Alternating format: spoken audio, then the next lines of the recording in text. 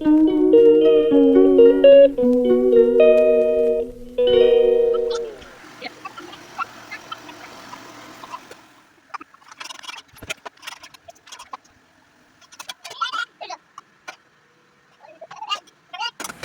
علیکم، welcome back ا branch new vlog. امید کرتی ہوں کہ آپ سب لوگ خیریت سے ہوں گے۔ الحمدللہ میں بھی بالکل ٹھیک ہوں۔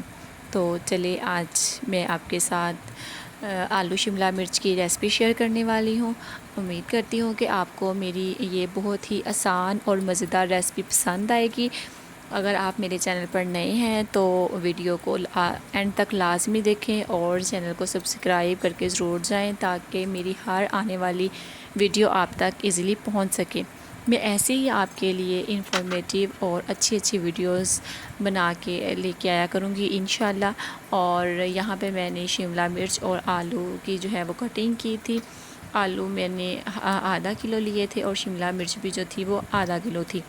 آپ اپنے فیملی ممبرز کے حساب سے بھی کم زیادہ کر سکتے ہیں۔ ہم تو 2 فیملی ممبرز ہی ہیں، میں اور میرے ہسبینڈ، بٹ آج کل میری جٹھانی اپنے بھائیوں کی طرف گئی ہے تو ان کے ہسبینڈ کو بھی پھر میں نے ہی کھانا دینا ہوتا ہے، تو اس لیے میں سبزی تھوڑی زیادہ ہی بنا رہی ہوں۔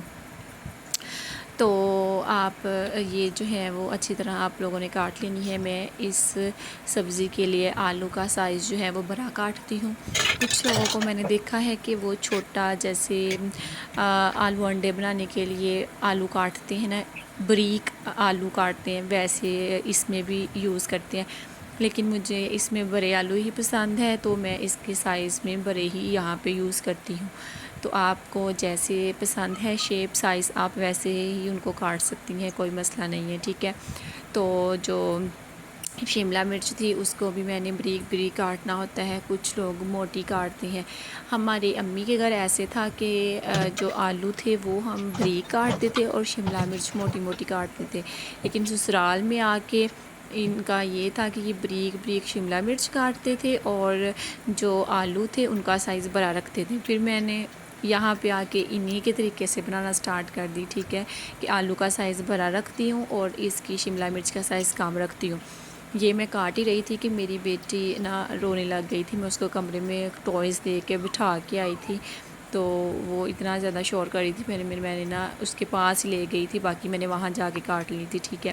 پھر اس کو اب میں اپنے پاس ہی لے آئی تھی اور نیچے میں نے نا اس کو اس کے اوپر بٹھایا ہوا تھا، کیا اس کو بولتے ہیں، میں نے اس کو نا پیڑھی کے اوپر بٹھا دیا تھا۔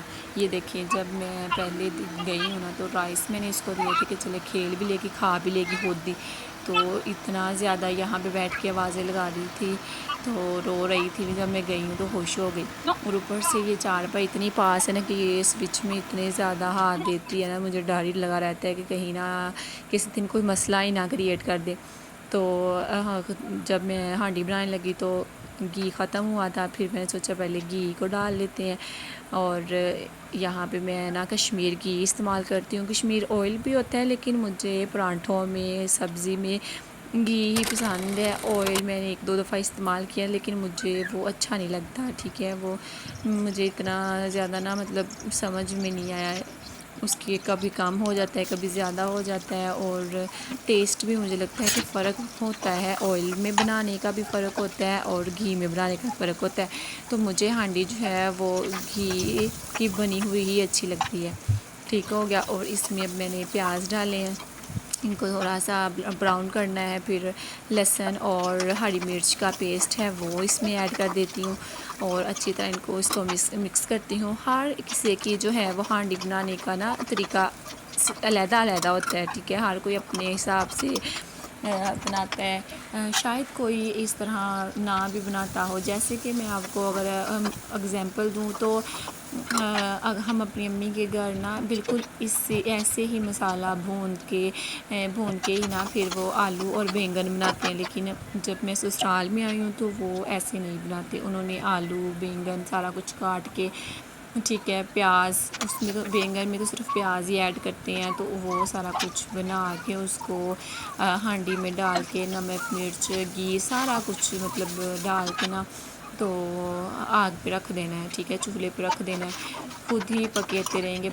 اینڈ پہ جب ان کا پانی سوکھ جائے گا تو ان کو نا اچھے سے فرائی کر لینا ہے، مطلب ان کو اچھے سے بھون لینا ہے گھی میں. تو آلو بیگن ریڈی ہو گئے، ٹھیک ہے. لیکن جب ہم امی کے گھر تھے تو میری امی ایسے ہی مسالہ بنا کے پھر آلو بیگن بناتی تھی. اور ان کے یہ تھا کہ یہ بیگن کے اوپر سے نا اس کا چھلکا بھی اتارتے ہیں، لیکن ہم اپنی امی کے گھر تو ہم تو نہیں اتارتے تھے. پھر میں نے ادھر آ کے ان کے جیسے ہی بنانا اسٹارٹ کر دیا.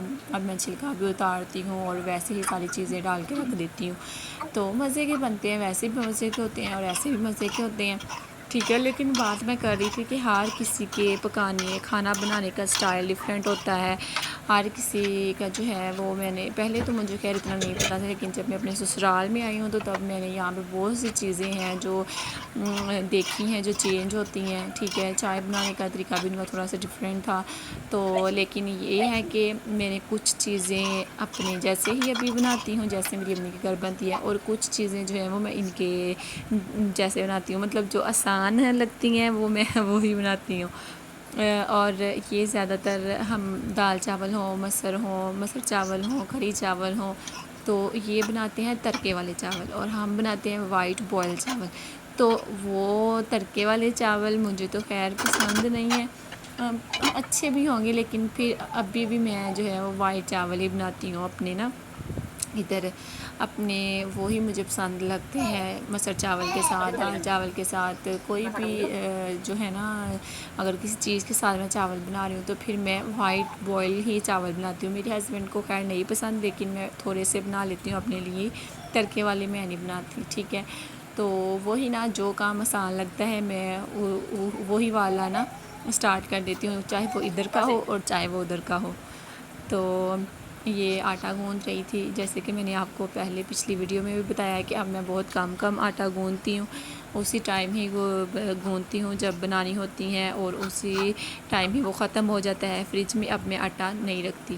آپ بھی ایسے کر کے دیکھیں تو آپ کو بھی مطلب فرق نظر آئے گا کہ فریج کے آٹے میں بڑا ہی فرق ہے، اور اکثر لوگ ایسے ہی کرتے ہیں. اب یہ بھی بات سن لے کہ جب میں اپنی امی کے گھر تھی تو ہمارے ایسے ہی روٹین میں چلتا تھا کہ صبح ٹائم کھانا کھانا ہے، ناشتہ کرنا ہے تو صبح ٹائم آٹا گوندھنا ہے، دوپہر کو علیحدہ گوندھنا ہے، شام کو علیحدہ گوندھنا ہے. ہمارے ہاں تو فریج کے آٹے کی روٹی کھاتے ہی نہیں تھے اور نہ ہی فریج میں آٹا گوندھ کے رکھتے تھے، ٹھیک ہے. اب جب میں یہاں پہ آئی ہوں تو ماشاء اللہ اتنا زیادہ آٹا گوندھ کے باؤل میں رکھ لینا ہے، جب روٹی بنانی ہے وہ نکال کے بنا لینی ہے، جب روٹی بنانی ہے اس کو نکال کے بنا لینی ہے. ایک باؤل میں آٹا تقریباً 2 دن تک یوز ہو جاتا تھا. تو مجھ سے ویسے بہت کم نا وہ روٹی کھائی جاتی تھی، لیکن تب ہم کٹھے تھے، میری جٹھانی بھی تھی ساتھ، تو ظاہری بات ہے میں اپنا سیپریٹ تو گوندھ نہیں سکتی تھی. تو جب میں اب سیپریٹ ہو گئی تھی تو میں نے پھر اپنے طریقے سے ہی تھوڑا گوندھنا اور اسی ٹائم ختم کر لینا. پھر میں نے ایسے اسٹارٹ کر دیا. لیکن یہ جو گوندھ کے رکھنے والا حساب ہے نا، کچھ گھروں میں ایسے ہوتا ہے لیکن کچھ گھروں میں ایسے نہیں ہوتا.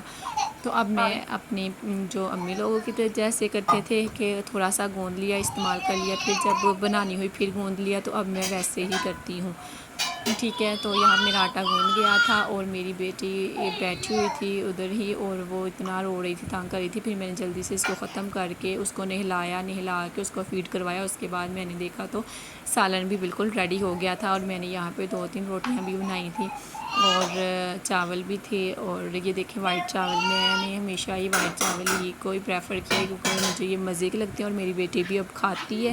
تو